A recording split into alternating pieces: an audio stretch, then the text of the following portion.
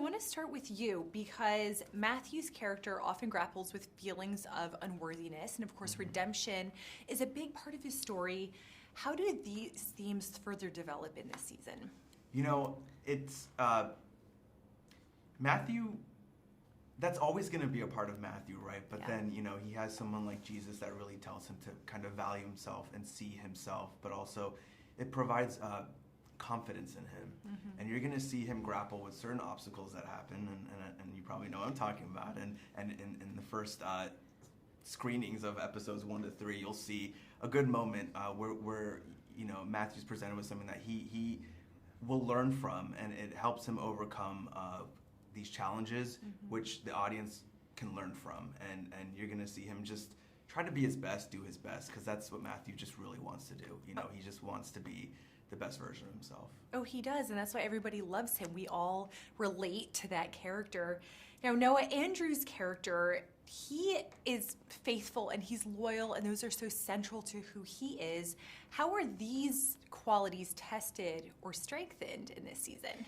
Yeah, it's a great question because, you know, in season 1, I say, the Romans don't matter. Nothing matters. The Messiah has arrived. Anything is possible now. Like, and I don't understand why my brother is not quite seeing that. But what we realize is just because Jesus has arrived doesn't make life easy. Not all the questions are answered. If anything, it becomes more tumultuous. It becomes more difficult in some ways. And so I think there's a lot of wrestling with, I understand this message. I'm trying to integrate it into my life.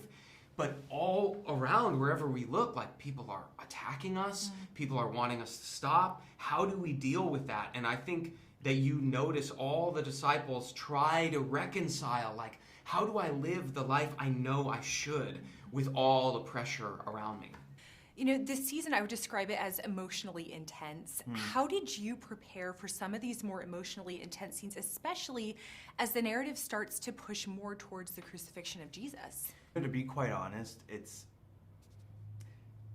there's not much preparation. I'm sitting next to a family member, basically. Our cast is so close that I can just look into their eyes and feel that moment. So when you see these moments that Matthew has with Jesus this season, or Matthew has with Mary and everyone, and Peter, and it's just the connection, and it's so freeing to kind of say that, because we're so, as artists, tied into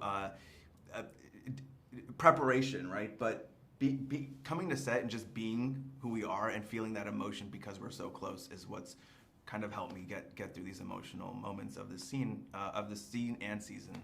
Yeah. No, Paris and Noah, you can't walk away from reading the scriptures, you know, playing in this series without being spiritually transformed or impacted. How has your personal spiritual journey changed or transformed since starting The Chosen?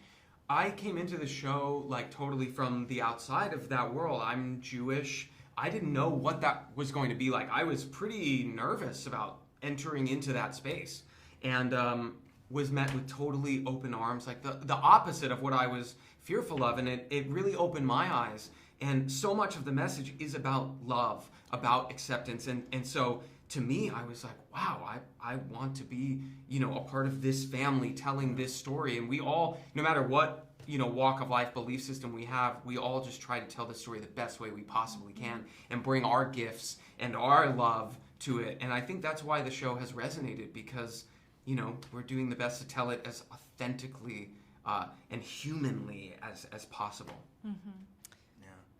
I think Matthew's journey from being this, you know, alienated outcast to finally finding his own self-worth and growing in his own spirituality and faith has been, you know, parallel with myself. And I'm constantly learning in portraying Matthew just how to, like this season, treat forgiveness and what that looks like, or just be patient with others. And just, it's all about love and showing love. And I think that's what our world needs to see, so that way they can practice that and put it in practice. And if I will too, because that is what's so cool about Matthew with the rest of the disciples as well, is that we're tasked with seeing Matthew through Jesus' eyes, because we see him through our own and we shun him. But then when Jesus sees Matthew and he calls Matthew, and to us it sends a message like, yeah, there is something there, and you need to get out of your own way and let your ego go, and that he has worth and value, and he as much as any of us. And so I think that message is just so beautiful. Yeah. I'm glad we get to portray that. Yeah. Thank you both so much. It was Thank good you. to see you.